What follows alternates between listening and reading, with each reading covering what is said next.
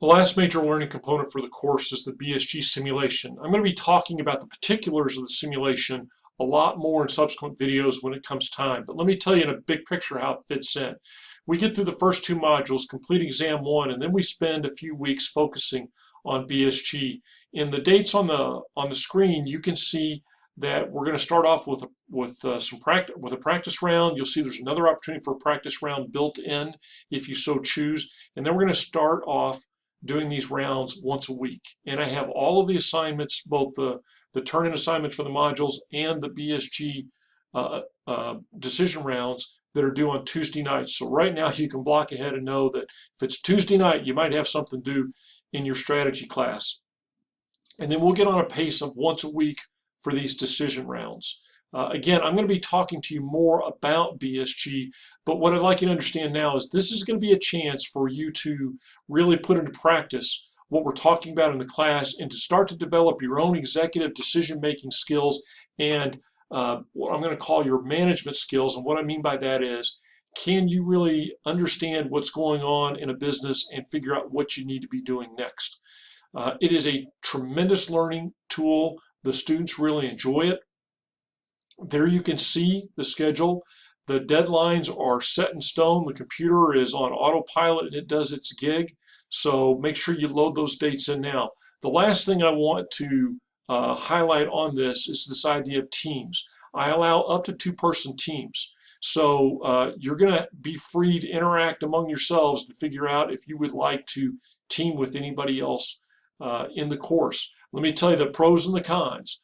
The pro of teaming with somebody is you get to share the workload, and you also get the opportunity to learn from one another, because there's not clear-cut right or wrong answers to any of this. And you're going to see why that is the case when we get into the simulation.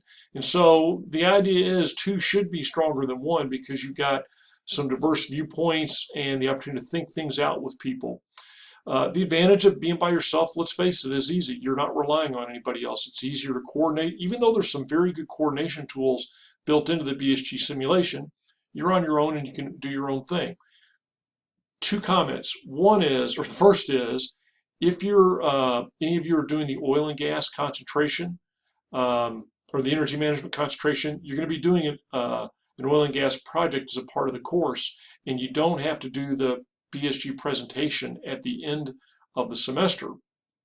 So probably what would make a good match is an energy management person and a non-energy management person on the same team, unless this individual knows when it comes time to do the presentation, it's all going to be on them. Be perfectly fine for two energy management people to work together, because that just means they're not going to do the presentation on BSG at the end.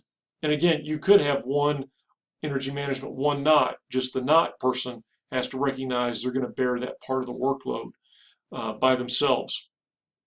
So that's an introduction to the class. I hope that you find all of this very interesting. Do not hesitate to contact me if you have any questions. I'm going to encourage you to get started. I'll be big brothering you a little bit, checking on who's getting into the content and who's not, because if you get behind, not going to be a lot of fun to get caught up. Let's get started.